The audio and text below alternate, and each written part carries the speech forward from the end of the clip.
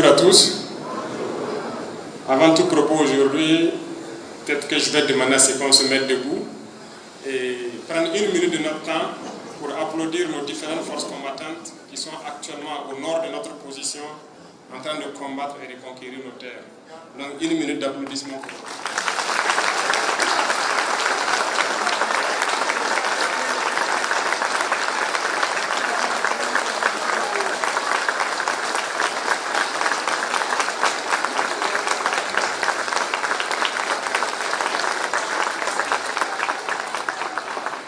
Merci beaucoup à tous, je vous en prie. Je souhaite prompt rétablissement à tous ceux qui sont blessés et que Dieu accueille nos camarades tombés dans le royaume des cieux. Merci beaucoup à tous. C'est un grand jour aujourd'hui parce que nous avons décidé ce matin de venir nous entretenir avec vous dans la région de Yadgar. Et par définition, on sait bien que c'est la région où on ne porte pas de gants pour parler, où on dit la vérité de façon crue. N'est-ce pas? Et donc ce matin, je vais parler sans langue de bois. Je vais parler de manière crue et sans porter de gants également, je vais boxer. Donc, à bon entendeur, je pense qu'il y a des fortes attentes de toutes les populations, un peu partout dans toutes les régions, là où on passe. Je peux dire que les besoins sont les mêmes un peu partout. Nous avons pratiquement la même situation dans toutes les régions où on passe. Et donc c'est pour dire que nous sommes conscients de la situation, nous connaissons le mal, comme l'a dit quelqu'un, nous connaissons la maladie, et tout ce que nous faisons aujourd'hui, c'est pour soigner le mal. Il y a beaucoup de choses à faire, et je l'ai toujours dit, en un claquement de doigts, je ne peux pas tout résoudre. Ce n'est pas possible. Mais nous faisons les efforts que nous pouvons. Nous nous sacrifions pour que nous puissions atteindre nos objectifs dans le plus bref délai. Et si nous avons décidé d'entamer cette mission, c'est parce que nous avons jugé nécessaire qu'il fallait que notre peuple connaisse le bonheur également. On ne cesse de le dire, nous sommes nés dans des conditions peut-être pas faciles, nous avons grandi, nous avons vu le Burkina, nous avons aussi aperçu les autres pays à travers donc, les informations et peut-être que nous avons voyagé entre-temps dans certains pays, nous avons vu les réalités et nous nous sommes aussi posé des questions. Pourquoi notre pays ne peut pas aussi se développer et prospérer comme ces pays? Je le disais la dernière fois, il n'y a pas de raison que dans certains pays qui ont juste découvert peut-être du pétrole, en moins de 30 ans, 40 ans, ils changent totalement. Mais pourquoi en Afrique, nous ne réussissons pas à faire la même chose, pendant que sous nos sols se trouvent et le pétrole et d'autres types de minéraux? Prenez l'exemple de Dubaï qui est à côté. 30 ans en arrière, il y avait juste un ou deux immeubles dans la ville. Aujourd'hui, je suis sûr que beaucoup de gens ici du secteur privé se plaisent à prendre leur avion, aller à Dubaï pour aller faire des affaires. Et il ne manque pas de faire de petites vidéos pour montrer la beauté de la ville. Les immeubles ont poussé partout et trucs. Rien qu'à cause de l'exploitation du pétrole. Mais combien de pays exploitent le pétrole en Afrique? Est-ce qu'ils ont eu ce développement? Donc il y a une question à se poser. Ici au Burkina, on exploite l'or et beaucoup d'autres minéraux, même si on n'a pas encore découvert le pétrole. Mais qu'est-ce qu'on en fait? Donc je suis venu aussi pour qu'on se pose des questions, il est vrai aujourd'hui. Pas seulement en burkinabé, mais en africain. Qu'on se pose des questions. Et les bonnes questions. Dans un premier temps, je vais peut-être éplucher les différentes questions qui ont été posées ici. Et les questions qui pourraient rentrer dans l'ordre du jour, je vais les répondre plus tard. Ceux qui sortent de l'ordre du jour, je vais peut-être apporter quelques réponses et vous promettre que nous sommes à pied d'œuvre pour pouvoir résoudre tous les problèmes dans les brefs délais qu'on puisse le faire.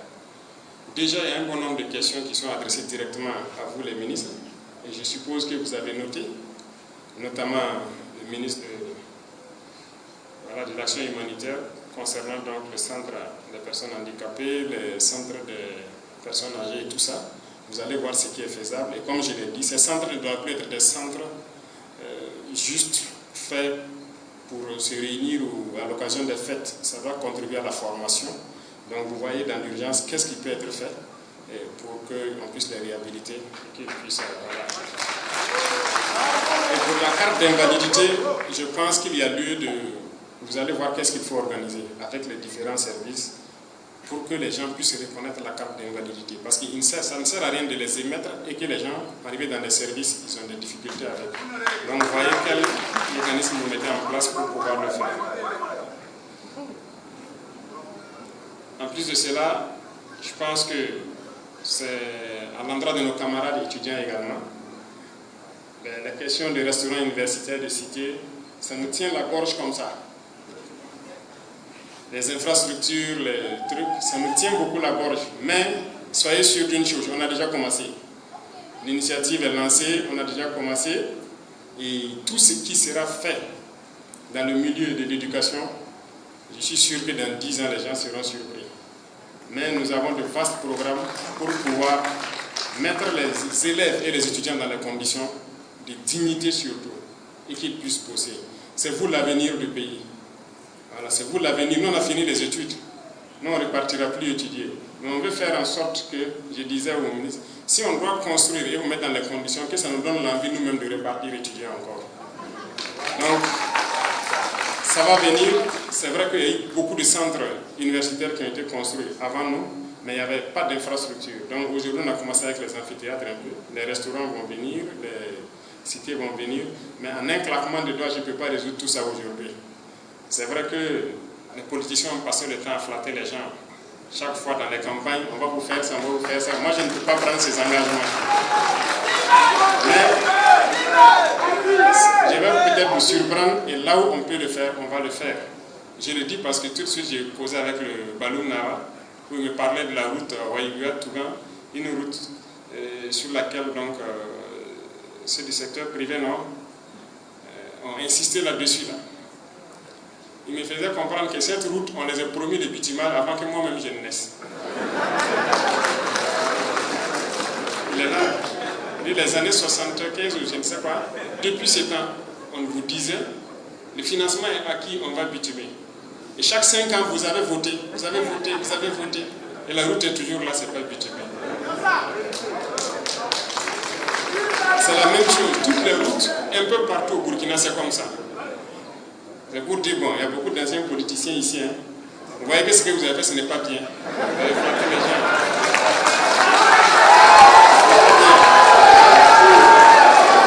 Donc, aujourd'hui, on a décidé de partir sur une nouvelle donne. Voilà, et il faut que vous gardez le cap. Si on a créé Faso Mebo, c'est justement à cause de tout ça. Quand on se balade, partout au Burkina Faso, il y a des problèmes de route. Mais qu'est-ce qu'on fait? Il faut qu'on puisse s'équiper en masse, faire contribuer tout le monde et pouvoir faire nos routes rapidement. Et nous nous sommes donné le délai de fin d'année pour que toutes les régions, même les nouvelles, aient leur brigade sur place. Et c'est ce qu'on est en train de faire. Déjà, Waïguya, la brigade est venue, mais elle est en train de prendre la main d'abord. Je le disais aussi au chef coutumier. Et donc, on ne peut pas amener une brigade nouvellement et puis l'amener directement sur le terrain. Il y a des gens qui ont été conducteurs qui sont rentrés là-bas. Les jours même qu'ils ont pris les camions vers les machines, ils ont grillé les disques d'embrayage. Donc, il faut qu'on les apprenne, qu'ils prennent la main sur quelques mois avant de venir et lancer les travaux. Donc, toutes ces routes-là, c'est vous qui allez programmer avec le gouverneur en tête, je le disais avec les chefs de circonscription. Vous allez décider quelles routes sont prioritaires et ainsi de suite, et vous allez faire vos routes. Donc, vos machines seront là, tout sera à votre disposition, vous faites les routes comme vous voulez, et l'État accompagne cela. Et je pense que ça sera pareil dans toutes les régions du Burkina Faso. Voilà ce qu'on veut. Il n'y a pas de raison que vous partez ailleurs, vous roulez sur de belles routes, vous vous filmez même. Ici aussi, on peut faire. Tout ce qui est faisable ailleurs est faisable ici. Donc, si sur ce point, il n'y a pas à s'inquiéter, on va y arriver. Voilà, on va y arriver, ça c'est une certitude. Pour les questions de certains centres, les salons, les journées de l'artisanat, les espaces et tout ça, donc je pense que les ministres ont noté tous ces points. je vais rester à l'écoute. À l'issue de la rencontre, chacun en ce qui le concerne pourra nous dire, même le rattachement, l'étudiant a parlé du rattachement de l'école à l'université, c'est vous qui allez étudier, voir. Si ce n'est pas possible, que vous puissiez le faire, le retour, le pourquoi vous ne souhaitez pas le faire, ainsi de suite. La formation professionnelle, ils ont beaucoup parlé, beaucoup de personnes ont parlé de ça, donc vous voyez comment on peut intégrer au fur et à mesure dans les différents centres. Donc, il y a beaucoup d'autres questions sur lesquelles on va revenir plus en détail, mais il faut que nous soyons tous conscients du combat que nous menons et que nous restons surtout concentrés. J'ai remarqué que beaucoup de gens peut-être ne savent pas toujours où nous sommes, parce qu'ils ne savent pas d'où nous venons. Et je pense que celui de la veille citoyenne, pour la région ici par exemple, a dit quelque chose de très important. En 2022, quand on arrivait, la route de Waïguia était coupée. Même l'aérodrome de Waïguia n'était pas accessible. Et c'était inquiétant. Et c'était pareil pour presque toutes les villes. La route nationale numéro 1 même était coupée aussi. Mais je pense qu'il faut saluer les différentes forces qu'on a engagées, les VDB, qui se sont sacrifiés pour qu'aujourd'hui, nous puissions nous installer dans des zones comme Banou, comme Ségué et comme Niense qui est en cours actuellement. Et les forces sont en train de pousser le combat jusqu'à la frontière. Et tout sera sécurisé. L'ennemi ne peut pas nous vaincre si nous sommes une nation. Et pour rester une nation, on a besoin de discipline, comme je l'ai dit. On a besoin d'abnégation, on a besoin d'avoir un objectif sur lequel on se fixe. Et là, c'est de ça qu'on va parler en long et en large. Si on n'a pas un objectif, on va errer dans la nature, on ne saura pas où on part. Et si on ne sait pas aussi d'où on vient, on n'a pas de repère, c'est comme quelqu'un qui est au milieu d'un désert, qui n'a aucun repère, il ne sait pas où aller, il ne sait pas quoi faire. Non, il faut qu'on ait des repères. Et pour avoir les repères, il faut repartir et interroger l'histoire. Et il ne faut pas occulter une partie de notre histoire. Et il ne faudrait pas aussi que le syndrome de Stockholm soit une maladie commune à tous les Africains. Vous connaissez le syndrome de Stockholm? C'est un syndrome qui fait que celui qui vient te faire du mal, tu finis par l'aimer et le protéger. Est-ce que vous comprenez? C'est-à-dire l'agresseur, là, celui qui te fait du mal, qui te torpille, tu finis même par l'aimer et tu le défends, tu le protèges. Beaucoup de gens sont atteints de ce syndrome de Stockholm. Que ce soit ici au Burkina ou en Afrique en général. Parce que l'Afrique a beaucoup souffert. Et on a voulu effacer l'histoire de l'Afrique. Et beaucoup même ne connaissent pas l'histoire de l'Afrique. Mais pourtant, on ne doit pas être ignorant. Il faut qu'on connaisse notre histoire pour savoir où on va. L'Afrique n'était pas comme ça. Reconnaissons-le. Je vous ai dit une fois, si nos ancêtres, dans nos brousses, on se balade, on voit que les ancêtres étaient capables de prendre la terre et enlever le fer. Mais pourquoi aujourd'hui on ne peut pas le faire? C'est qu'on a perdu quelque chose entre-temps. Et qu'est-ce qu'on a perdu? Comment on a perdu? Ce sont ces questions-là qu'il faut se poser. Et une fois qu'on se pose ces questions et qu'on a les réponses, on est guéri de notre maladie, du syndrome de Stockholm. Et ces questions, il faut les poser de manière courageuse et les affronter. Et comme je l'ai dit, nous ne sommes pas des politiciens à éviter les problèmes. Nous, on affronte les problèmes et on les résout. On ne les déplace pas. Et il y a beaucoup de sujets dans nos sociétés, quand on veut aborder, c'est tabou, c'est truc. À peine les politiciens vont dire, si vous vous amusez ici, vous allez perdre votre base électorale, vous allez... Bon, nous on va aborder ces sujets, on va se dire la vérité. Et puis bon, si vous appréciez c'est ça, si vous n'appréciez pas aussi, c'est ça. Mais c'est notre histoire. Et il faut qu'on se rappelle de notre histoire, d'où nous venons, qu'est-ce qui nous a été fait pour qu'on soit comme ça. C'est un gros coup de gueule que je vais porter à tout le peuple noir, si je peux dire. Ici à Waïguia. Et pourquoi Waïguia? Je vais vous dire pourquoi Waïguia. Waïguia, ça veut dire quoi? Venir se prosterner. Ce que je vais dire aujourd'hui, c'est le départ d'une nouvelle manière de faire. Et par ça, Si vous acceptez qu'on y aille, ceux-là qui nous agressent viendront se prosterner ici au Burkina. Mais si vous ne comprenez pas la portée de mon message, le lendemain ne sera pas bon. Et je veux qu'on s'écoute attentivement, qu'on comprenne ce qui se dit. Parce que beaucoup de gens ne savent pas ce que nous vivons. Ce matin, je disais aux différentes forces, il faut que tout le monde sache pourquoi on se bat. Nous, on ne s'est pas levé un matin, aller agresser quelqu'un. Ils se sont levés avec des armes, venir agresser au Burkina Faso. C'est ce qui s'est passé et la guerre est partie, ça fait peut-être plus de 10 ans. Quand les premiers sont venus, ils ne sont pas venus avec des bâtons et des biscuits. Ils sont venus avec des armes et ils ont tué. Et c'est ce que nous vivons. Très bien. Pourquoi ils nous combattent? Aujourd'hui, tout le monde doit le comprendre. Ce sont nos richesses, nos sous-sols et tout.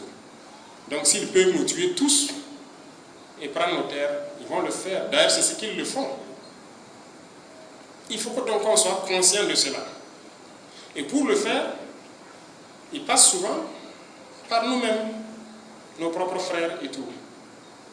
Vous voyez, la dernière fois, lorsqu'on a décidé de rompre les relations diplomatiques, je m'étais dit que bon, dans les 2 semaines, 3 semaines à suivre, ils vont réagir.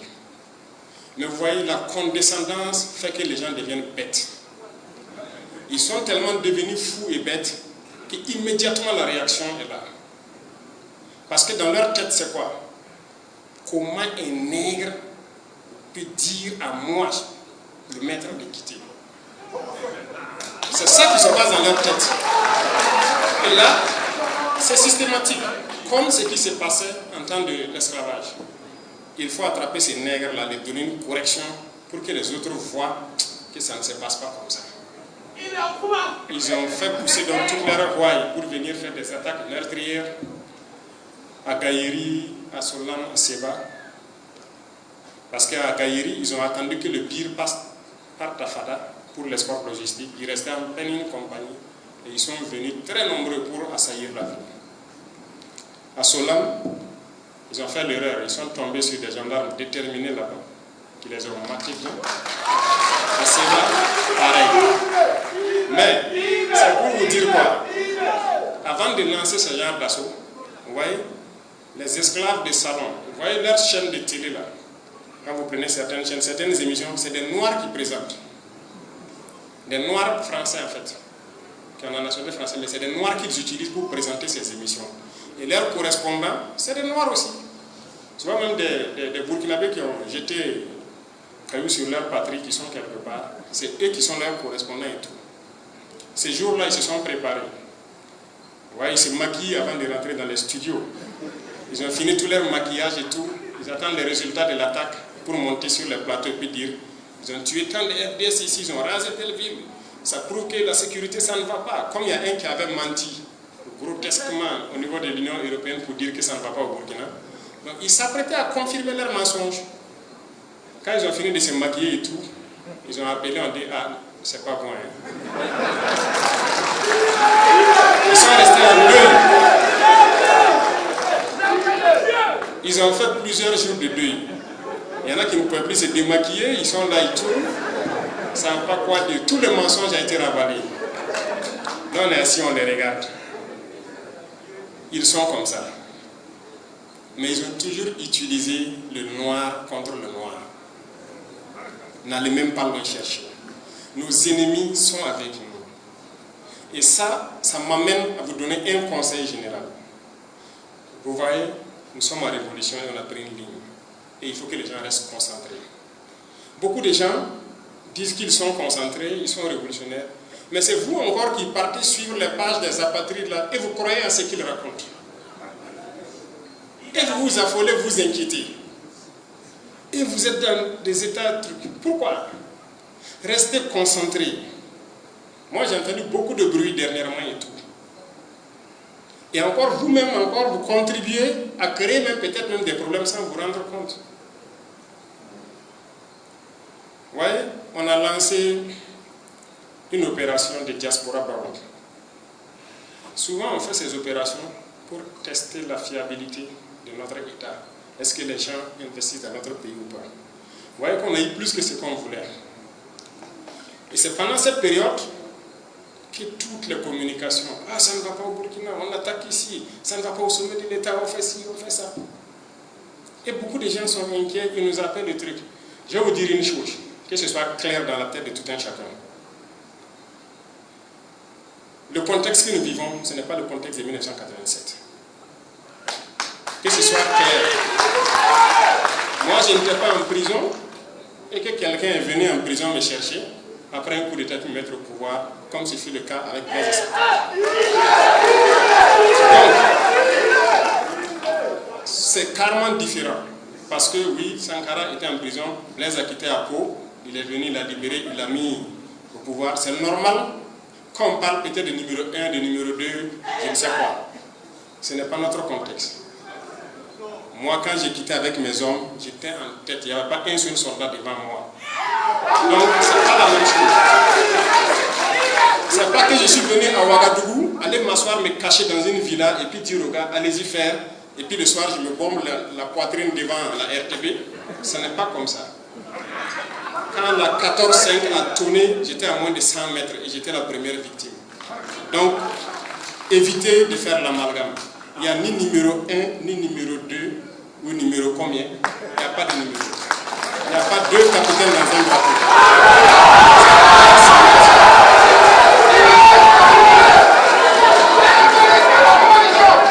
C'est clair, c'est net.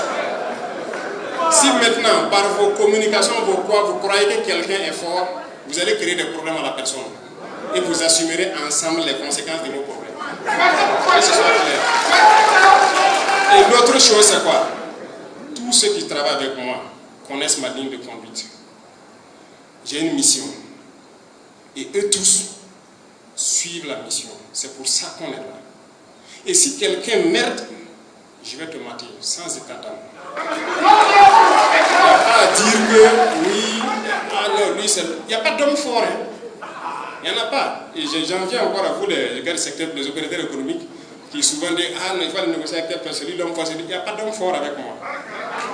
Non, arrêtez ça. Parce que c'est vous qui mettez des choses dans la tête de certains. Et les gens peuvent se croire vraiment forts. Si tu poses des comportements anti-révolutionnaires tout de suite, moi je vais te punir. Ça, de toute façon, je prends toujours le temps de vérifier, avoir les preuves, et je vais t'appeler, t'asseoir devant moi et puis te dire voilà, voilà, et je vais te punir.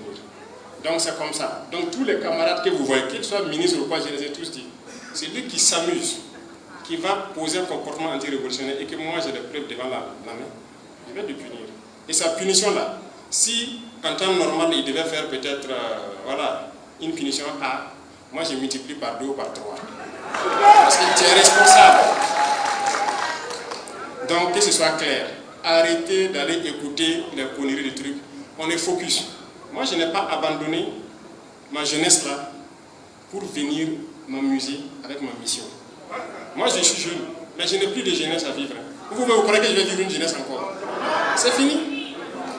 On me prend le matin, les voilà, dans ma maison, on m'amène au bureau, la nuit on m'amène, et ils sont assis à la porte devant ma porte, comme un prisonnier. Et vous croyez que je vais m'amuser avec ma mission? Non. Moi je n'ai pas sacrifié ma jeunesse pour rien, je ne vais pas m'amuser avec ma mission. J'ai un rêve pour mon pays, et le rêve va se réaliser. Et partant de cela, ceux-là qui, on observe, ça fait maintenant 4 ans qu'on observe des gens, on parle à certains. Prenez ça au sérieux. Moi, je ne vais pas sacrifier ma jeunesse et puis laisser quelqu'un qui va venir s'amuser avec moi. Maintenant, là, je vais commencer à percuter et puis avancer. Ceux qui savent, qui ne veulent pas de problème, il ne faut pas venir vers nous. Parce que vers nous, vous aurez des problèmes. Ne vous mettez pas en travers de notre chemin. Donc, restez concentrés, restez focus. On doit développer notre patrie, c'est ça le plus important. Tout le monde doit manger à sa faim, comme l'a dit le responsable des personnes âgées. Je suis très content d'entendre que nous mangeons au présent de l'indicatif. Ça, c'est une fierté. Mais on passait le temps à quémander, des gens viennent nous donner à manger, c'est ça. Dernièrement, beaucoup de pays viennent nous voir pour les ONG. Quoi. Je dis, mais attendez, Qu'est-ce qui se passe? Vos ONG humanitaires, c'est rentré, c'est sorti ici. Nous, on a notre dignité à défendre.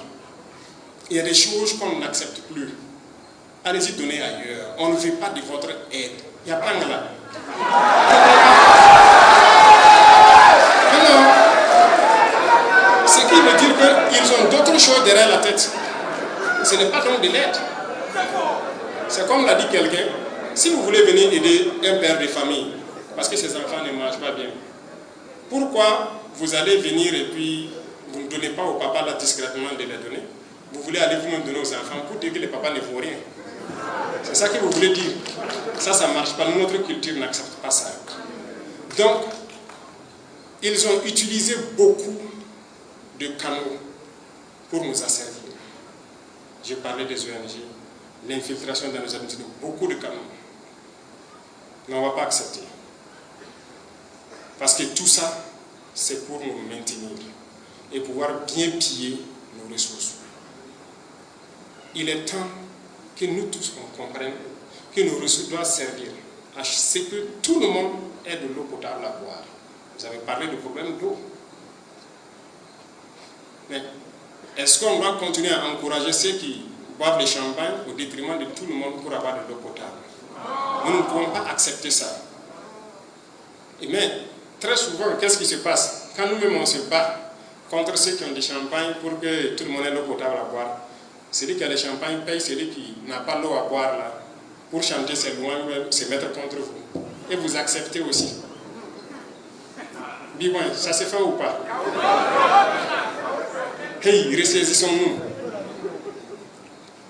Il y avait des problèmes de Hawaïa depuis des années. Ça va se résoudre tout de suite.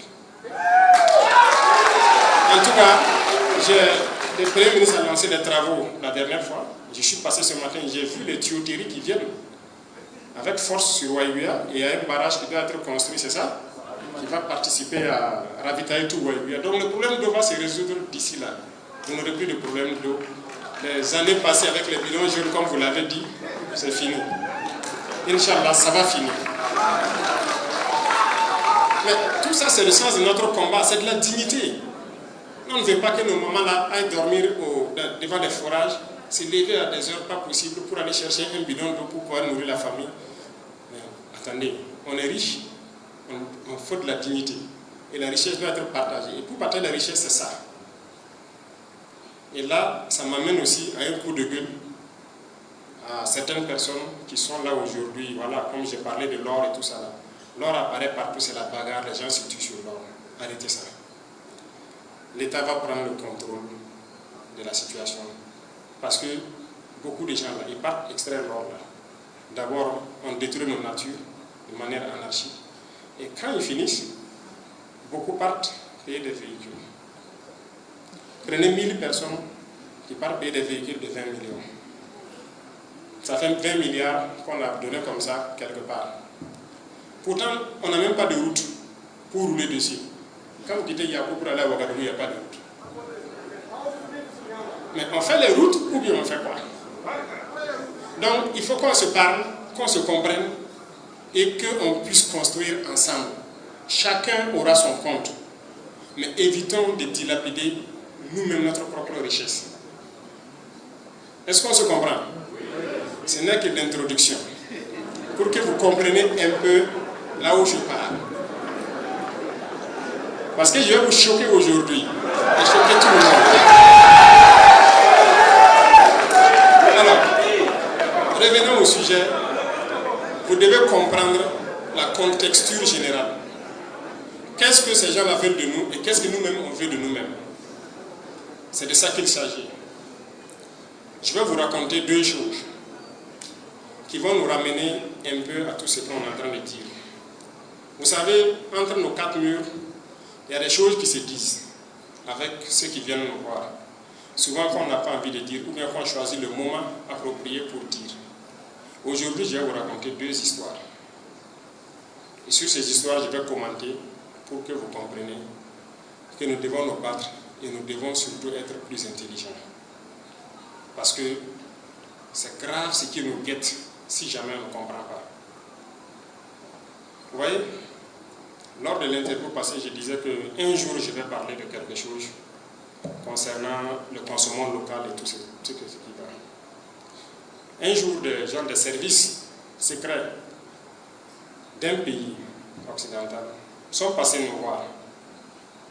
Ils nous ont proposé des produits, 4 produits, pour mettre dans la nourriture et envoyer dans les zones où il y a des terroristes.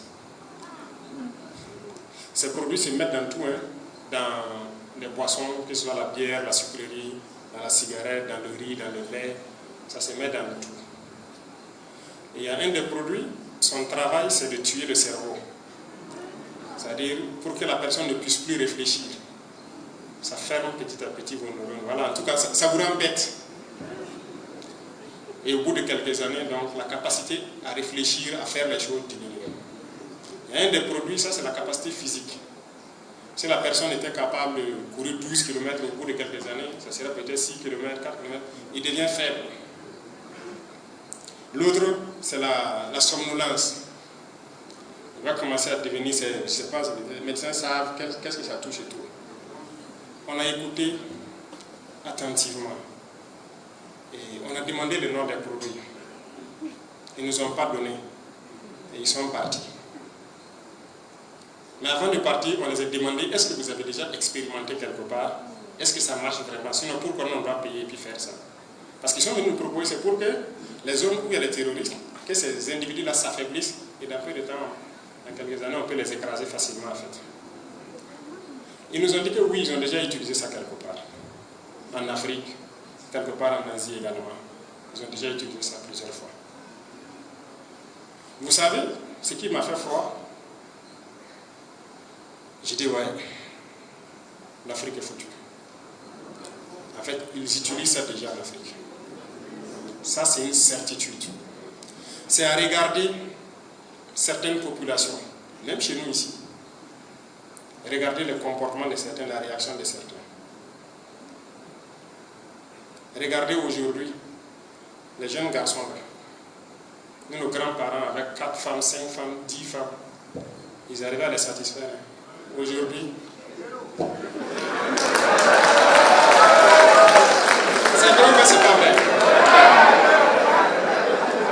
Et c'est la révolution, on ne cache rien. Ce qui peut être dit pour sauver, il faut le dire. C'est la réalité. Prenez les jeunes gens aujourd'hui.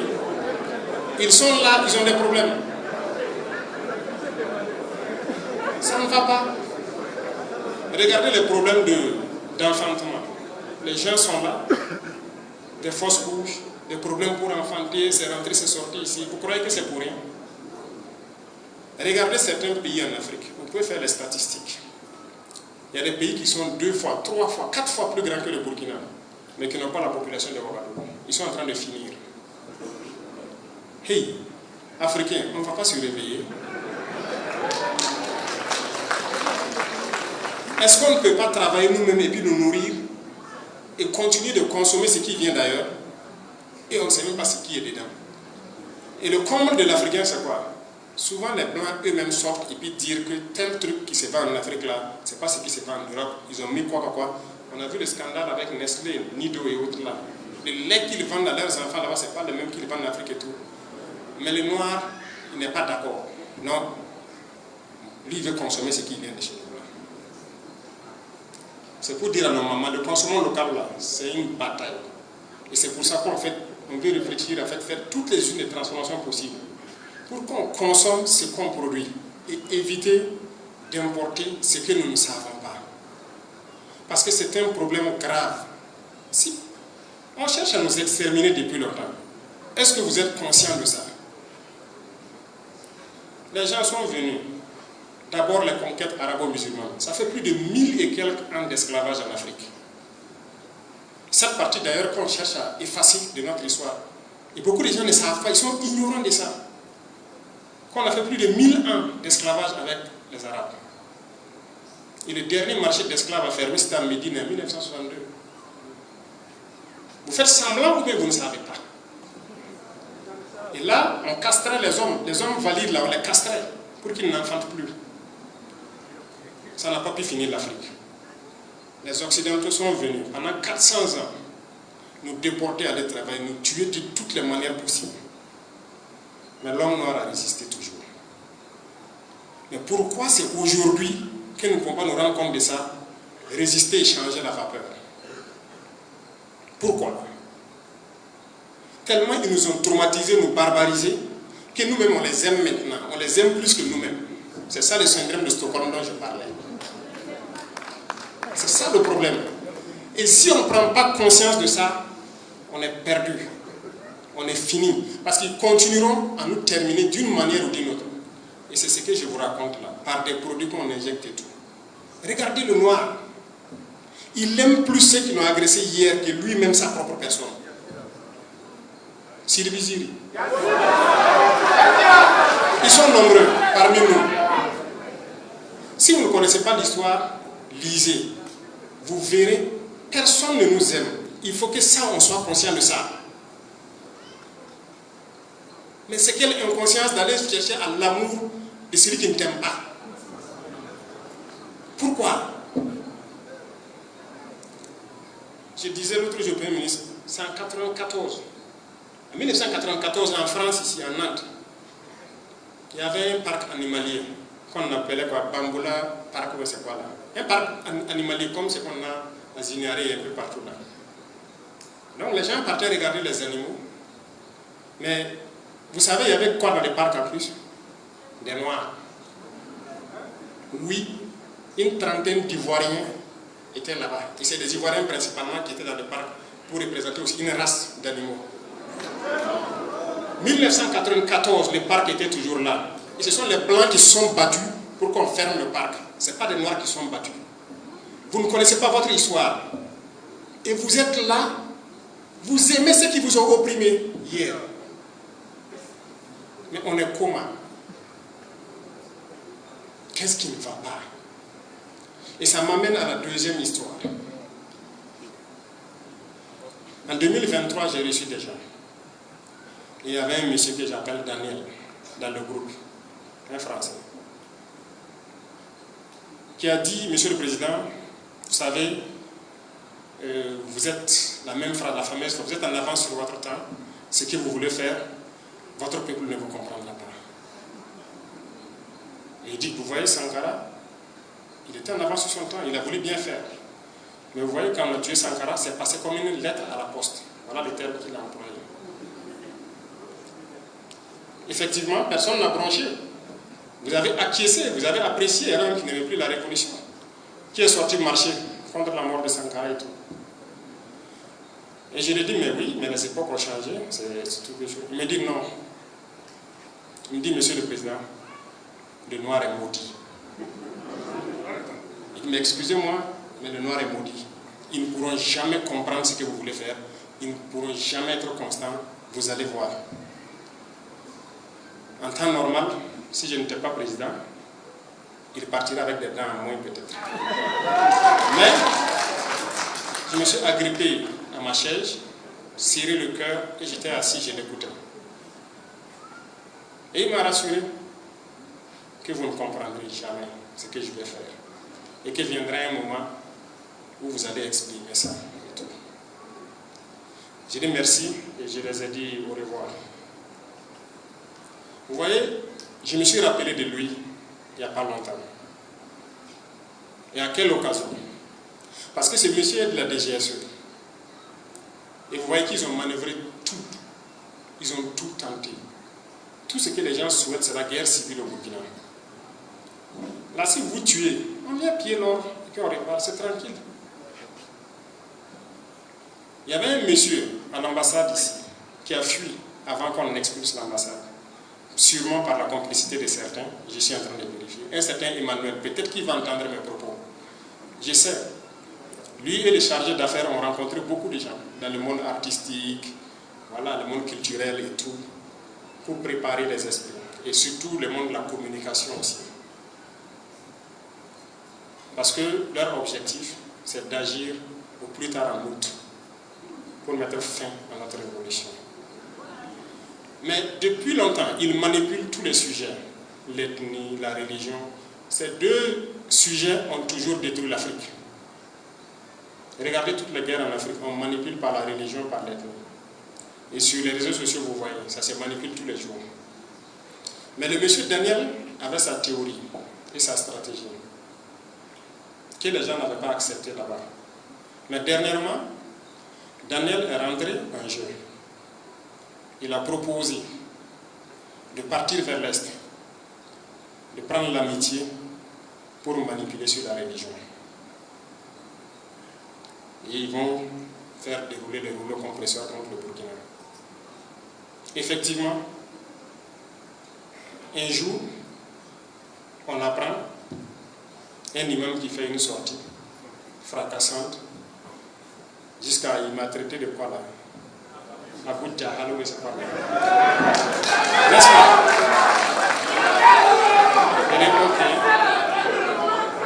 Après cela, le lendemain ou le surlendemain, il y a une petite minorité estudiantine qui se font appeler les rouges vifs, qui font, comme ils ne sont pas nombreux, ils font sur Facebook des déclarations qui n'ont rien à voir avec la situation. C'est le plan de Daniel. Et je crois que ceux qui devraient suivre, ce sont les syndicats, qui devraient aussi se retrouver à bout de travail pour des déclarations et espérer dérouler le rouleau compresseur contre nous. Quand on a dit d'arrêter ce monsieur en question, effectivement, c'est ce que Daniel voulait, qu'on l'arrête. Et si on l'arrête, on va voir maintenant la suite des événements. Au passage, ce monsieur-là est foncièrement mauvais. Et il est foncièrement malhonnête, et je vous le dis pourquoi. La loi sur laquelle il a parlé, il a lu la loi, il a compris la loi. Ce n'est écrit nulle part qu'il est interdit de prier dans les services. Nulle part. Mais c'est ce qu'il a dit. Pour manipuler des écervelés qui vont le suivre. Ah, il veut interdire la prière. Ah, il veut interdire la prière. Moi, j'ai musulman aussi. Mais comment on peut être manipulé et ne pas avoir un petit sens de réflexion? Ça veut dire qu'il est très mauvais. Ce n'est pas qu'il ne sait pas, il sait. Mais il a dit qu'on a interdit de prier. Pourtant, c'est faux. On a dit de ne pas ériger. Tu peux prier dans ton bureau, tu peux, si le gars de Dieu, tu peux sortir dehors sur ton arbre, prier. Ça, il n'y a pas de problème. On n'a pas interdit de prier. Même sur la place publique, ce n'est pas écrit quelque part dans cette loi-là qu'on ne prie pas sur la place publique. On a juste dit de prendre des autorisations. Et qu'on sache que les gens prient là-bas. Imaginez, vous partez, vous priez quelqu'un, les pompiers viennent pour passer pour aller un incendie, et puis la route est barrée ou quelque chose. Il faut que, chez les pompiers, là, ils peuvent vous dire, chaque matin, normalement, on dépose chez eux les autorisations que la mairie donne pour les activités sur les voies publiques. Pour que quand ils veulent sortir pour des interventions, ils savent le passer. Donc, on n'a jamais dit qu'on ne prie pas sur la place publique. Mais ce monsieur, il a dit ça. Bref, je ne vais pas commenter ce qu'il a dit. Mais comme il est fort, il se croyait fort. Puisqu'en 2019, il a même créé une police islamique, ou c'est quoi là. Et les politiciens ont eu peur, ils n'ont rien fait. D'accord. Je répète encore, il n'y a pas deux capitaines dans un bateau. Que ce soit clair. C'est lui qui cherche ses problèmes, il aura ses problèmes. Quand on l'a arrêté, qu'est-ce qui s'est passé? Les gens sont sortis aussi. Ces soi-disant partisans prennent les rues et les réseaux sociaux en train de foutre la merde. Les forces de l'ordre sont sorties. Ils ont mis l'ordre. Mais c'est pour dire quoi? C'est ce jour que je me suis rappelé de Daniel. Et j'ai dit, ce monsieur, il faut que je reparte et remémorer tout ce qu'on a discuté. Est-ce qu'on est vraiment maudit ou pas? À son temps, j'ai vu des gens qui ont fait des publications, qui ont parlé. La religion au-dessus du pays, quoi. Tu quittes le pays, tu pars là où tu penses qu'on va te recevoir parce que tu es musulman. Mais c'est quelle bêtise. Partout où vous partez dans ce monde, on demande d'abord ton passeport et de quelle nationalité. C'est ça qui te permet d'entrer quelque part. Si quelqu'un pense que la religion peut le permettre d'arriver quelque part, il n'a qu'à partir. Non, là. Et il faut que nous, les musulmans, on fasse attention. il faut être modéré. Et ça, je salue parce que c'est uniquement une minorité en fait extrémiste qui est dans ce contexte. La majorité là, d'ailleurs même les bons imams qu'on entend prêcher le truc là, nous-mêmes on va maintenant les encourager, c'est eux qui vont former les gens à l'islam. Mais les radicaux là, on ne va pas s'entendre. Si tu es radicaliste et tu penses que ton pays là est en deçà de toi, de ta religion, tu sors, tu pars où tu veux. Est-ce qu'on est maudit ou pas? C'est la question que je veux qu'on se pose aujourd'hui. Je vais vous développer un certain nombre de sujets. Et on va se poser des questions. Quand on a décidé que tout le monde doit manger à sa faim, on a payé des tracteurs, on a payé les intrants, on a fait faire des semences, tout, l'agriculture a avancé, on a pu bien produire. Et donc, depuis quelques mois, on a décidé d'interdire l'importation du riz, c'est ça? Parce qu'on a produit assez de riz pour qu'on puisse manger. Et les marchés, donc, pour le réguler. Mais il y a des gens qui importaient du riz, qui ne sont pas contents, et qui nous ont dit qu'on va échouer. Et il prie Dieu tous les jours qu'on échoue. Lui, il préfère prendre l'argent du Burkina, aller payer le riz du paysan en Asie pour venir, mais il n'aime pas que ce soit nous, nos paysans, qui bénéficient de ça. Est-ce qu'on est maudit ou pas? Donc il y a des gens qui sont quand même maudits. Sinon, ça ne se comprend pas. Vous allez détecter à travers mes propos tous ceux qui ont le gène de la malédiction en eux. Et comme je dis encore, notre grosse chance, c'est que la grande majorité n'est pas maudite. Vous avez compris, c'est une minorité qui en met. Il y a beaucoup de domaines où on veut avancer et des individus refusent qu'on avance parce que eux, leurs intérêts comptent plus que tout. Moi, je ne vais jamais accepter. Et si vous n'arrêtez pas, en tout cas, on va se faire la guerre et moi, je vais vous combattre. Ça, c'est sûr, c'est net. C'est la masse populaire qui compte. On ne peut pas être là depuis qu'on existe là. Vous avez tous les avantages, vous avez tout. Mais faites pardon, les gens doivent manger aussi. Les gens doivent vivre dignement. Mais pourquoi des gens vont se battre contre ça? Et ils manipulent. Et c'est là que je disais, il y a peu de temps, que ceux-là qui ont du champagne, quand on veut que tout le monde ait l'eau potable, ils payent ceux-là qui n'ont pas l'eau à boire pour nous combattre. Et souvent, ils acceptent aussi et ils nous combattent. Faites pardon. Il faut réfléchir avant d'agir. Il y a beaucoup de choses. Beaucoup de gens venaient nous voir. On souhaitait que le Burkina soit un État islamique. Le terrorisme finirait, c'est sûr. On aurait la paix, mais on serait une base arrière, un cancer au milieu de l'Afrique de l'Ouest pour déstabiliser les autres. Moi, je ne fonctionne pas comme ça. On ne peut pas me manipuler comme ça. Et lorsque vous montrez que vous n'êtes pas manipulable, vous devenez un ennemi. Il y a des choses que je vais garder encore par devers moi. Mais s'il faut le sortir un jour, je vais le sortir. Mais je le dis pour que ceux-là qui manipulent des individus qui ne réfléchissent pas trop ici, fassent attention. Sinon, on peut aller au fond et traiter la question. Notre pays, c'est notre pays et nous sommes là à nous battre pour notre pays. Personne n'aime notre pays plus que nous-mêmes. Il y a beaucoup d'événements. Je parlais de la production et tout ça tout de suite. Il y a des gens qui ont tendance à tenir des propos pour fragiliser la cohésion sociale et tout. Et comme je l'ai dit, quand on a adopté cette loi, c'est nous les musulmans qui avons été les premiers à se plaindre. Pourquoi les autres ne se plaignent pas? Pourquoi? Mais est-ce qu'on s'est assis une fois se poser la question? Pourquoi? Je pense que pour que quelqu'un, si tu veux attirer quelqu'un dans ta religion, c'est ton comportement d'abord qui peut faire que la personne va. forcer quelqu'un. Tout le monde est créature de Dieu. Et si toi tu penses que tu es un vrai religieux, tu dois aimer les autres créatures de Dieu. Parce que toi tu n'as pas donné la vie à quelqu'un. Tu ne peux pas créer un homme. C'est Dieu qui nous a tous créés. Toi tu n'as pas la capacité de créer un homme et c'est toi tu veux tuer un homme parce qu'il ne te suit pas dans ton cœur. Pourquoi? Mais posez-vous les bonnes questions. Est-ce qu'on est maudit? Mais regardez, le christianisme, beaucoup en Europe sont chrétiens et tout.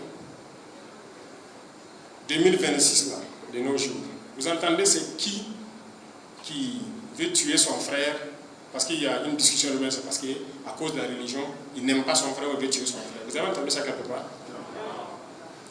Allez-y en Arabie Saoudite, qui est le berceau même de l'islam. Est-ce qu'aujourd'hui en Arabie Saoudite, les gens se font la bagarre ou veulent se tuer parce que l'autre n'est pas musulman? Mais pourquoi c'est nous les nègres qui sommes prêts à détester nos frères, prêts à les tuer parce qu'on dit qu'il est kafir? Pourquoi? Tu es prêt à les tuer et tu n'es pas capable de donner vie. Et tu sais bien que Dieu t'interdit de tuer. Le vrai musulman, quand un moustique le pique, il n'a même pas le droit de le tuer. Il doit l'attraper et lui couper une aile. C'est ce qui est dit. Donc arrêtez ça. Au lieu de vous pomper la tête, oui, il est venu pour combattre l'islam. Si c'est ça là, si c'est ça qui est votre islam là, on va combattre ça. Ce n'est pas sérieux. On dit que c'est une religion de paix.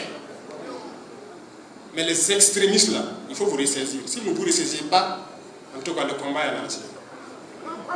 C'est ça qui a amené le terrorisme, c'est l'extrémisme. Qui dit que non, l'autre, il faut le tuer. Parce que. Pourquoi?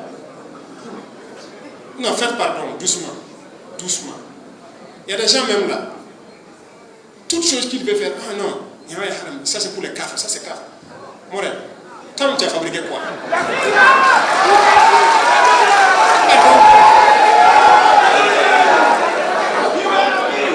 Non, je l'ai dit parce que c'est vrai. On a fait suspendre certains de quoi? De prêches. Et ça va continuer. Si les gens continuent, ça va continuer. On va les suspendre de prêche si quelqu'un sort au hasard. Et c'est là encore, je félicite tous ces imams valeureux, dignes et patriotes qui continuent de prêcher la bonne parole et éveiller les consciences. On en voit beaucoup et on les félicite, on les encourage. Mais les extrémistes, on va les combattre. Si tu penses que tu peux vivre au 7e siècle, tu pars, tu trouves une brousse, tu t'assois là-bas et tu vis. Puisque normalement tout est haram. Hein. L'eau de l'Onéa là, les tuyaux et quoi là, c'est un café qui a fabriqué. Les pompes là, c'est un café qui a fabriqué. La lumière là, c'est un café qui a fabriqué. Les micros même dans lesquels tu parles, c'est un café qui a fabriqué. Mais tu ne peux pas avoir l'intelligence de comprendre ça. Et il sort, il a un gros véhicule, il roule, c'est un café qui a fabriqué. L'avion que tu montes pour aller là-bas, c'est un café qui a fabriqué. Bon, bref, je ne vais pas aller sur le sujet, c'est pour que vous compreniez que c'est le filon par lequel l'impérialisme veut passer pour nous détruire. Et ce n'est que le début. J'insiste là-dessus parce que ce n'est que le début. Ce qui vient est plus grave. Oui, tenez-vous bien. On a tout de suite parlé des bourses des élèves, étudiants et tout. Le ministre de l'enseignement supérieur a très bien fait d'expliquer clairement. Les gens n'ont pas pu manipuler. Mais je vais vous dire quelque chose. À l'instant où je parle là, on a plus d'1 millier de jeunes burkinabés. On est en train de recenser dans certains pays arabes. En train d'apprendre quelque chose. On a recensé les dernières statistiques, j'étais 800 et quelques. J'ai regardé la fiche. Personne n'est au courant de leur sortie. Personne n'est au courant de ce qu'ils font. Les ambassades qui sont là-bas ne sont pas au courant d'eux. Et vous savez ce qu'ils apprennent? La charia, les lois islamiques et la jurisprudence islamique. Personne de ces 800 et quelques qu'on m'a montré la liste la dernière fois n'apprend un seul métier. Personne. C'est pour venir appliquer la charia ou ici. Vous voyez pourquoi c'est bien de contrôler ceux qui sortent. C'est pourquoi je dis la phase importante est devant nous. Ces gens-là, je vais les faire revenir. Celui qui ne va pas revenir, c'est qu'il n'est plus burkinabé. Mais il faut qu'on change. Si nous, c'est-à-dire vous-même les imams ici, vous ne pouvez pas former nos jeunes à l'islam, il faut laisser. Ce n'est pas sérieux. Et je pense que vous pouvez. Et nous-mêmes, nous allons prendre en compte ces financements-là. Que ce soit les jeunes catholiques, les jeunes protestants, les jeunes quoi, nous-mêmes, on va trouver la formule, les traditionalistes, on va financer nous-mêmes tout ce qui est religion. Il faut noter ça, on va trouver un budget pour ça. Parce que beaucoup de gens sont attirés vers ça à cause de l'argent, rien que l'argent. Ils reçoivent les financements, ils font ce qu'ils ont à faire, on fait sortir les enfants, ils partent apprendre la charia, ils viennent, ils veulent appliquer la charia. Ils passent 5 ans, 7 ans d'endoctrinement. Et c'est comme ça, il vient, il est comme ça, il dit que l'autre a couru halal. C'est comme ça. Et, résultat de course, on sera là entre nous, à nous entretuer, et eux, ils vont continuer à piller ce qu'ils doivent piller. Jamais. Moi, je ne peux pas permettre ça. Non. Donc, ceux-là qui étaient là, j'ai entendu des gens dire que non, ah non, et ils me soutenaient, c'est quoi. Si tu me soutenais à cause de ça, il ne faut même plus me soutenir. C'est quoi? Qu'on soit clair. Mais nous, on a un objectif, on va arriver à l'objectif.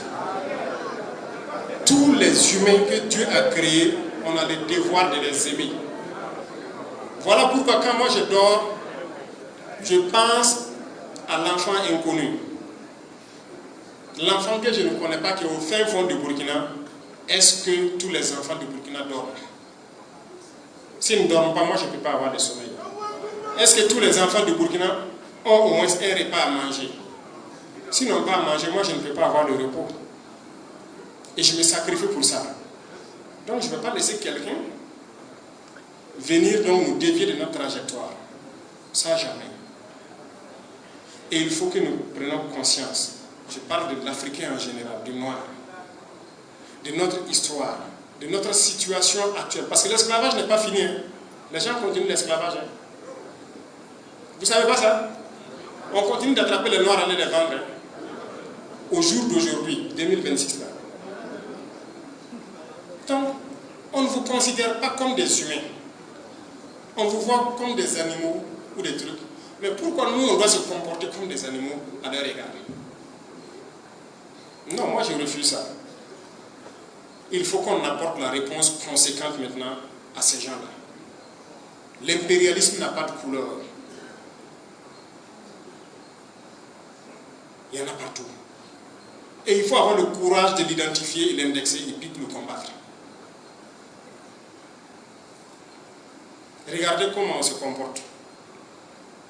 Et ça m'amène à encourager encore les jeunes à se lancer dans la réflexion pour produire. Vous savez que tout ce qu'on fait, c'est importé. Tout. Quasiment tout. Bon, au Burkina maintenant, je peux dire Dieu merci, ça va. Nous, on a pu maintenir notre façon d'enfanner. Ça veut dire qu'on peut prendre le coton, tisser jusqu'à l'habit puis porter. Nous, on rend grâce à Dieu. Mais comme déjà en Afrique, ça va le faire. Tout est importé. Et puis, il est fier même de porter la veste importée, et puis il tire ça, et puis il est content. Non, on doit changer de comportement. On ne fabrique rien. Et je disais, on va ouvrir des universités, de technologie et tout, et nous devons réfléchir. Nous devons réfléchir pour créer. Si depuis les années 1800, ils ont créé des moteurs, au jour d'aujourd'hui, le même moteur de P50 ou de CT là, on n'est pas capable de fabriquer. N'est-ce pas? Ça veut dire que Dieu, en créant les humains, il a le besoin de se déplacer. Il a mis toutes les ressources à notre disposition. Le vent, le soleil, le feu, qui sont les trois choses les plus puissantes. En plus de ça, il a mis la terre et l'argile, le sang de la terre qui est le pétrole, c'est ça non? Et le fer. Le fer et toutes ces composantes qui donnent l'acier. Il a mis ça à notre disposition pour faciliter notre vie. La terre et l'argile, on peut cultiver avec, on peut faire le ciment avec, on peut faire beaucoup de choses avec. Le fer et ce composant, c'est l'acier qui rentre dans vos bétons et tout ce qu'il y a. Et le sang de la terre, c'est le pétrole, qui est l'énergie globale que nous avons. Mais qu'est-ce que nous, les Noirs, on fait avec tout ça? On n'est pas capable de prendre l'argile aujourd'hui transformée en ciment de nous-mêmes. Parce que les usines, là, on les paye. On ne fabrique pas. On n'est pas capable de prendre du pétrole aujourd'hui brut, créer nous-mêmes une raffinerie pour le raffiner. On ne part payer l'usine. On ne fabrique pas. Aujourd'hui, on n'est pas capable de prendre la terre comme ça et extraire le fer dedans pour mettre du carbone et faire de l'acier. Est-ce que c'est normal? Mais est-ce qu'on est maudit ou pas? Si on n'est pas maudit, ça veut dire qu'on doit pouvoir le faire. Et c'est ce que je veux qu'on puisse faire. On doit être en mesure de le faire, de produire. Je disais à quelqu'un la dernière fois, il dit, si on cause bien, quand tu te lèves le matin, tu dois chaque fois te poser des questions. Supposons que tu dors nu. Tu te réveilles, tu prends une serviette, c'est importé. Ta pâte, brosse à dents, c'est importé. Tu finis tout ça, l'habit que tu portes, c'est importé. Tes sous-corps et tout, tout est importé. On ne fabrique rien ici. Tu pars t'asseoir pour ton petit déjeuner, la tasse de thé, tout, à part le sucre peut-être qui vient de Sosiko, tout est importé. Tu pars prendre ta moto, ton véhicule, c'est importé. On ne fabrique rien en Afrique. C'est bien de combattre l'impérialisme, mais c'est bien aussi de nous dire la vérité et de nous réveiller.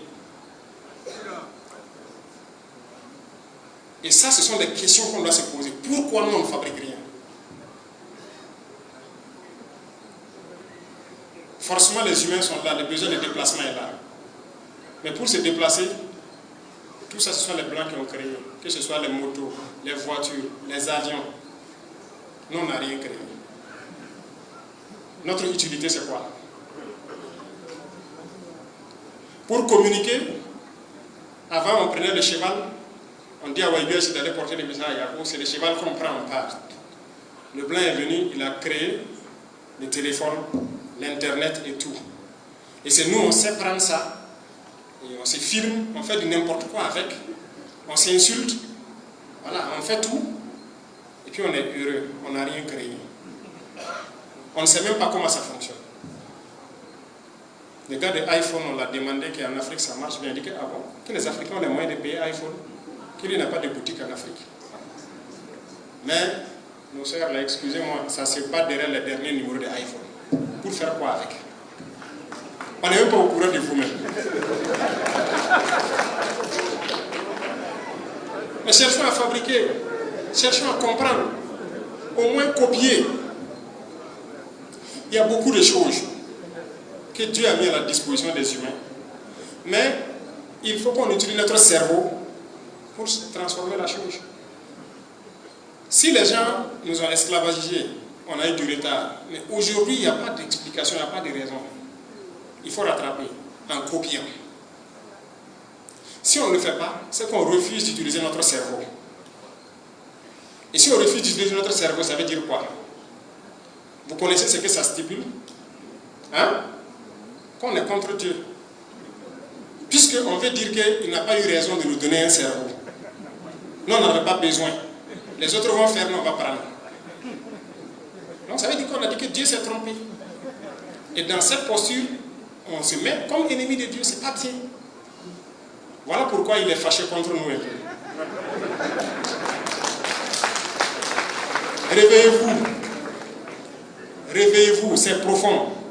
Mais ne riez pas. Il est fâché contre nous. Parce que les Noirs refusent d'utiliser leur cerveau. On me dirait, oui, les Noirs ont créé des choses. Et puis après, ça y est où? L'effet tricolore, c'est un Noir qui a créé. Oui, où est l'usine qui fabrique ça en Afrique? Tous les feux à Ouagadougou, c'était Sagem, c'est français. Le Noir a créé ça.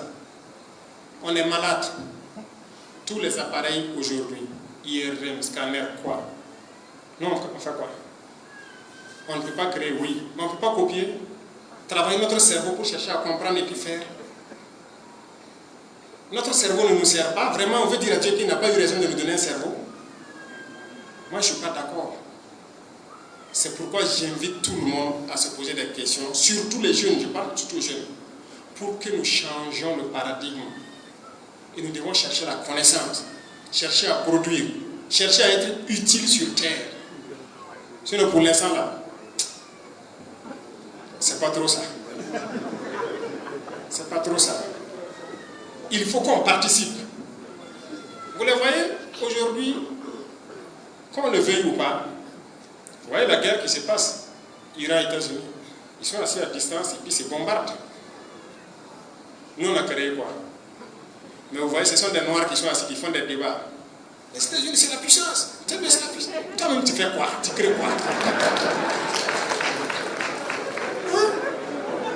On ne peut pas se concentrer. C'est sérieux. Si on les voit, ils font ça. Allons-y réfléchir comment on peut transformer le pétrole, comment on gagne du propergol pour propulser quoi? Réfléchissons. Les autres là, ce n'est pas Dieu qui est descendu les donner la connaissance. C'est le même cerveau qui les a donnés. Mais ils ont décidé d'exploiter leur cerveau à bon escient. Mais nous, on a dit à Dieu qu'il n'a pas eu raison de nous donner un cerveau. Nous, on n'avait pas besoin. On n'a qu'à laisser et ils vont faire. Résultat de course. Ils viennent donc nous manipuler, nous cogner, on se fait la bagarre et ils prennent nos ressources et puis ils partent. C'est pas ça, non? Comme des villages ont été réinstallés dans cette région ici, ils avaient été cherchés, réinstallés. Aujourd'hui, ils se tuent, ils font la bagarre chez Chefferie. Est-ce qu'on est normal? Mani Souri. Wallahi Mani Souri. Doucement.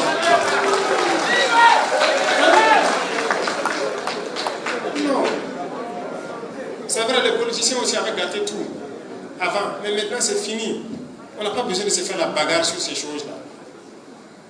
Donc, moi j'invite surtout les jeunes à revoir notre copie pour qu'on ne soit plus dépendant des gens, pour qu'on ne soit plus à la traînée et qu'on crée, qu'on fasse beaucoup de choses. Parce que si on ne le fait pas, on va disparaître. On va disparaître. Parce que ceux-là, s'ils reviennent ici, vous allez envier le sort des morts. Vous allez envier le sort des morts, je vous jure. La nature même va s'énerver contre nous. Si aujourd'hui il se met à pleuvoir de certaines manières, on n'a même pas de bonne canalisation. Ça veut dire qu'il suffit que le ciel pleure plus que d'habitude, toutes nos villes sont parties. Il suffit que la terre se fâche et tremble un peu, tous nos bâtiments s'effondrent, parce qu'on n'a rien fait. Dieu a fait qu'on n'a pas ces catastrophes naturelles-là. Mais pourquoi on ne profite pas? Regardez aujourd'hui la situation géopolitique du monde.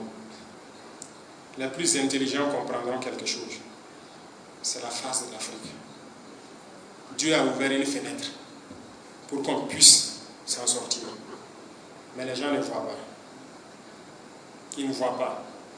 Et quand nous on fait l'effort de parler, de sensibiliser, oui, les plus intelligents comprennent, mais vous verrez les idiots demain, ils vont nous insulter. Ils vont nous insulter, ils vont se moquer de nous. Parce qu'il y en a, il y a des nègres qui sont comme... Vous voyez, c'est comme si nous, on a vu des nègres enchaînés sous des arbres. Leurs maîtres les maltraitent, la nuit ils partent les enchaîner sous les arbres, ils sont couchés là-bas. On dit on va aller les sauver. On fait tout le combat nécessaire. Traverser les champs de mines, les barbelés et tout. On arrive, on enlève les chaînes et on dit les gars suivez-nous, on va partir. Certains vont vous suivre. Mais il y a des nègres là. Il va crier, oh maître, il est venu me sauver. Viens remettre ma chaîne parce que je ne veux pas de problème. C'est ça. Il y a des nègres comme ça. Faites tout ce que vous voulez pour le déchaîner. Il va crier, oh maître, venez, venez. Il y a quelqu'un qui est venu pour me sauver ici, me déchaîner. Venez mettre la chaîne, moi je préfère rester avec vous. C'est malheureux. Et je parle à l'échelle de l'Afrique en fait. C'est malheureux. Moi, j'ai failli ne pas naître à cause de l'effet de ces gens. Moi, ma grand-mère, selon ce que je sais de l'histoire, elle était presque, je dirais, la ménopause, mais elle a pu avoir 2 enfants. Puisqu'elle avait plus de 50 ans. C'était un miracle dans leur village. Pourquoi elle n'a pas pu enfanter tout? Parce que ces gens-là les avaient pris. Elle a connu la pénétration coloniale ici. Et c'était interdit de faire des enfants ou de se marier. Ils ont tué presque tous les hommes du village. Et c'est après les indépendances qu'elle a pu faire ses enfants. Donc moi j'ai failli ne pas naître à cause de leurs effets sur nous. Et j'étais très proche d'elle. Elle m'a raconté beaucoup de choses. Et j'ai vu sur son corps les traces de la maltraitance de ces gens-là. J'avais 10 ans quand elle est décédée en 1998. Donc je vis les effets de la colonisation dans ma chair. Et vous êtes nombreux à connaître ça aussi. Mais certains encore continuent d'adorer leurs malfaiteurs d'hier. Ils les aiment plus que eux-mêmes, ils les aiment plus que leurs frères. C'est ce que je ne comprends pas. Ces gens-là, il faut les combattre. Il faut les combattre sans état d'âme. Et on ne va pas tolérer ça. Ce qu'ils ont fait hier à nos ancêtres, hier à nos grands-parents, ce qu'ils nous font aujourd'hui vivre à travers le terrorisme, si on ne se concentre pas, ce que leurs enfants vont faire vivre à nos enfants, ça sera pire que l'enfer. Et nous, on ne souhaite pas ça. Donc, il faut se battre. Il faut se battre et arrêter d'être des traîtres. Des gens prêts à vendre leur pays ou je ne sais quoi. Il faut rester burkinabé et concentré. Dieu merci. Je dis encore Dieu merci. Nous avons de la chance. C'est qu'au bout de ces 4 ans, nous avons pu jauger que beaucoup de gens ont compris la portée de notre message, le sens de notre combat, au Burkina ici, mais même en Afrique. Et ceux-là qui continuent de sensibiliser, de militer, de faire comprendre, d'ouvrir les yeux aux gens, je vous félicite et je vous encourage à continuer.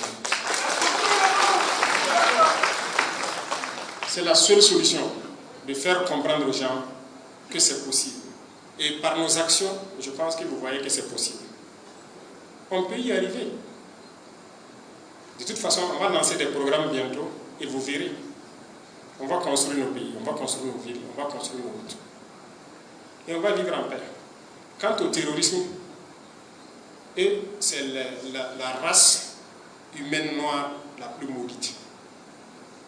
Des gens qui, s'ils ne sont même pas en désaccord avec eux-mêmes, leur propre intelligence, c'est-à-dire s'ils avaient un petit peu de cervelle là, ils la laissent s'asseoir et puis se demander, puisque tu te lèves, tu viens tuer l'autre, que c'est djihad toi tu fais. C'est un cafre, c'est ça non? Ok. La Kalachnikov que toi tu prends pour tuer là-haut, c'est toi qui as fabriqué. C'est pour un cafre, il ne faut pas utiliser ça. Va faire ton couteau et puis tu viens. Ou bien tu tailles ton gourdin. Là, c'est toi qui as fait, c'est halal. Tu viens, on va combattre. Les véhicules que vous roulez là, c'est pas pour vous. Et vous dites que vous faites du djihad pour tuer les cafres. Vous voyez comment ils sont malhonnêtes. Et il y en a qui sont dedans conscients de ça. C'est leurs chefs qui savent que non, et ils sont dans un autre jeu. Mais les idiots qu'on tue en pagaille là, chaque fois que moi je regarde les échos du front, ou les nouvelles du front, ça ne me plaît pas de voir des noirs qu'on a tués. Mais ils ne méritent que ça. Ils ne méritent que ça. Est-ce que ça nous plairait de voir vraiment autant de cadavres? Mais ils viennent pour tuer. Dans la bêtise. Ils viennent écrire là, pourquoi tu fais au nom de Dieu? Mais l'arme là, c'est pour un cafre qui a fait. La moto que tu roules, c'est un cafre. Si le mandat là, il ne qu'à s'asseoir et puis réfléchir. Et puis créer pour eux, on va voir. Vous voyez comment on est là. Donc, cette espèce-là doit disparaître. Voilà pourquoi nos forces sont engagées et ils vont les éliminer jusqu'au dernier. Ça, c'est sans arrêt. Et le Burkina, c'est réel. Et ça ne va même pas tarder. Comme je l'ai dit, continuez à bosser dur. Nous avons fait des pas. Le Burkina. Mais, vous voyez, j'ai parlé de manière générale de l'Afrique. Ce ne serait pas judicieux que le Burkina seul avance comme il le fait. Ça devrait être un mouvement d'ensemble. Mais Haya,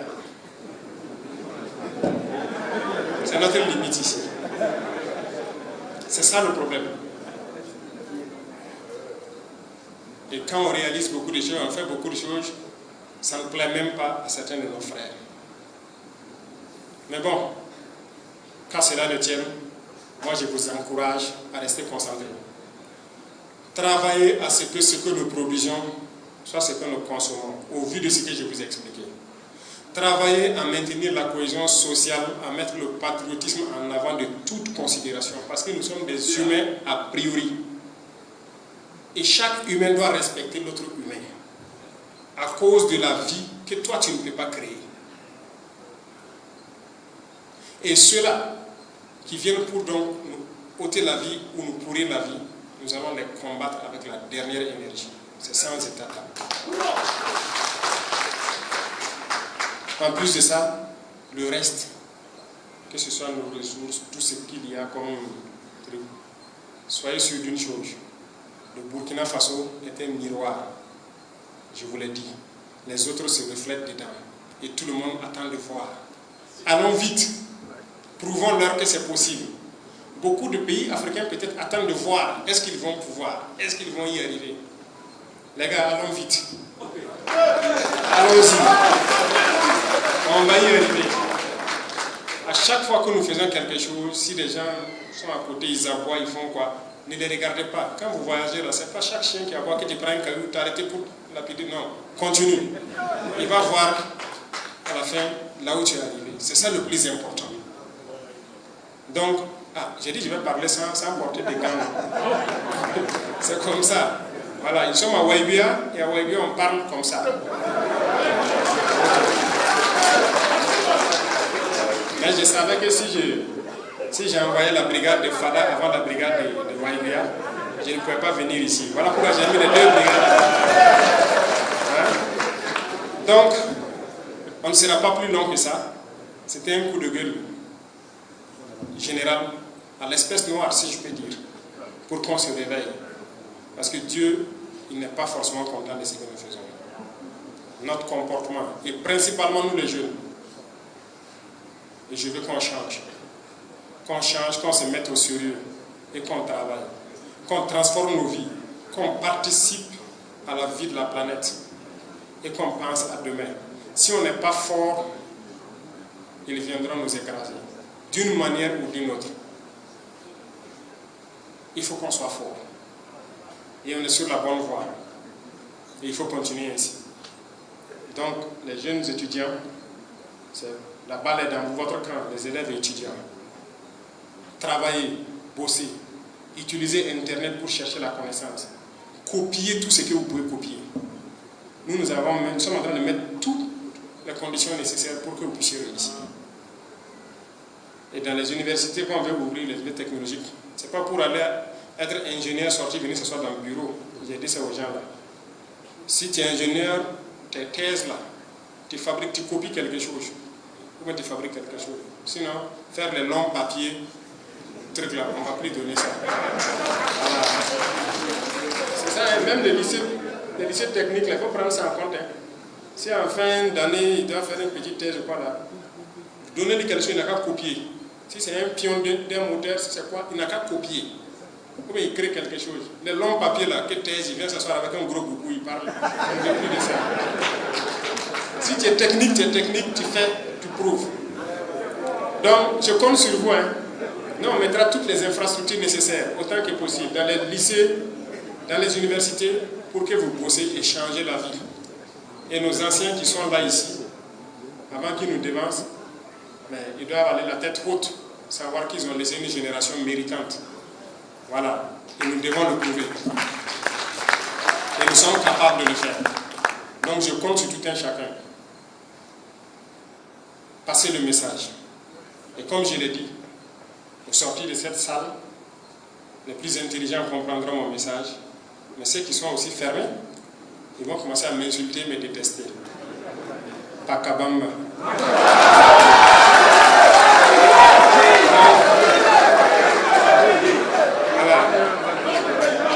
On reste concentré. On reste concentré. les lendemains meilleurs nous attendent. C'est possible. C'est possible. Je veux que vous croyez en vous, c'est possible. Croyez en vous. Je vous jure que c'est possible. Tout ce que vous imaginez, c'est possible. Prenez le temps qu'on le fasse bien. On ne pourra pas le faire comme ça, en un coup, mais c'est possible. Bonne concentration à tout un chacun. Que Dieu donne une bonne intelligence à tout un chacun. Que Dieu nous éveille, nous éclaire et nous illumine. Ça, c'est le plus important actuellement. Que Dieu guide nos pas, nous inspire et nous donne donc un bon cœur pour agir en faveur de chaque Burkinabé qu'on croise, agir en faveur de chaque Africain qu'on croise, agir en faveur de chaque citoyen du monde, chaque créature de Dieu qui est épris de paix et de justice. Que Dieu nous aide à pouvoir agir en faveur de sa personne. Je vous souhaite donc une très bonne journée. Merci beaucoup à vous pour ce grand temps d'écoute. Et que Dieu bénisse notre chère patrie, la patrie